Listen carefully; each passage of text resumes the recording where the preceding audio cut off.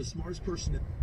Hey y'all, this is Toya. You're tuned in to Healthy Talks and Walks with Toya, where we are generational curse breakers that are growing in the uncomfortable. So hey y'all, real quick, last time I talked about don't disqualify yourself. This time I want to tell you about don't let other people disqualify you either, okay?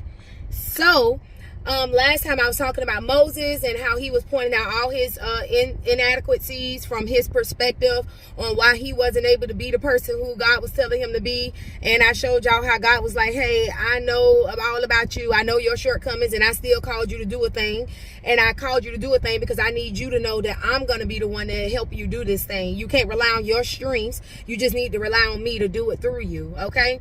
So the next thing is I'm going to utilize David. So if you're not familiar with David, some people know David as a man of war. Everybody know him as King David. Some people only know him as the person that, you know, fell when he slept with Bathsheba.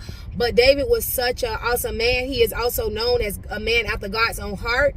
And he has been anointed and just been everything ever since he was a little boy, right? So the story that I'm utilizing comes out of 1 Samuel chapter 17. We're going to start at verse 33.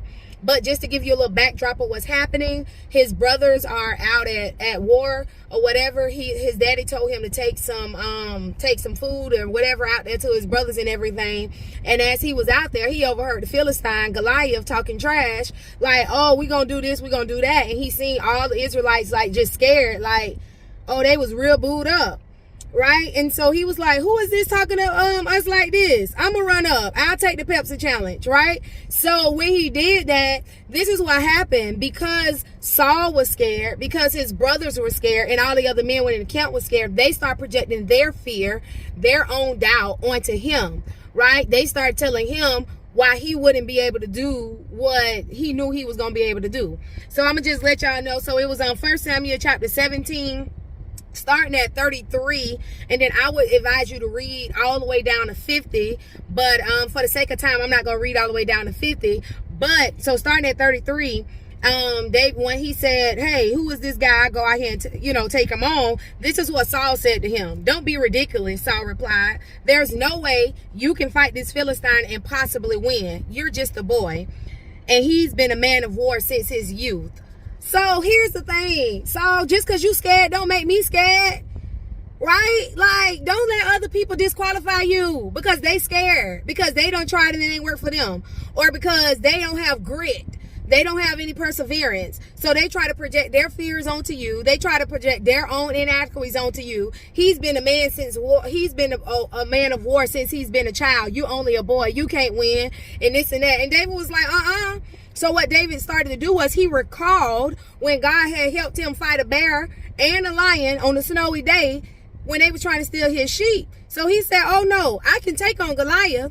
So Saul, they went back and forth throughout the dialogue all the way down to 50 about why he can't do it, allegedly, right? And David was going toe-to-toe with Saul, letting him know, no, that's not the case, right? So even at some point, they tried to put Saul's gear. In the military, we call it gear. They tried to put Saul's gear on him. They tried to give him his breastplate and this and that. And David was like, this too big. This too much. This ain't my stuff, right? Because we don't need other people's stuff to do what God called us to do.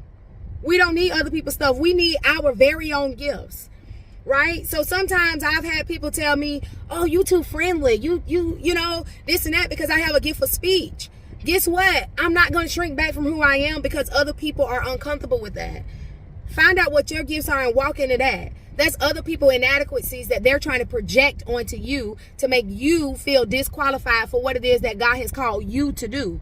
You are qualified. You have gifts. Find out what your gifts are and you walk boldly in those gifts, and you will have the victory because that's what you called to do. Okay? So moving along, David went out there and he said, hey, I come to you with in the name of the Lord of the hosts, and I got these 3 rocks in the slingshot. And guess what? He had the victory. He had the victory because he didn't allow others to disqualify him. So I just want to encourage you guys, don't let other people disqualify you. You may get sad, whatever, but guess what? You need to recall, walk in your identity. Recall how God has used you fully with the gifts that he has given you. And you walk on out there and you do and conquer whatever it is that's before you. Okay? So this is Toya. I just want to encourage you guys. Don't forget to comment, like, subscribe, and share because you may bless somebody else. Peace.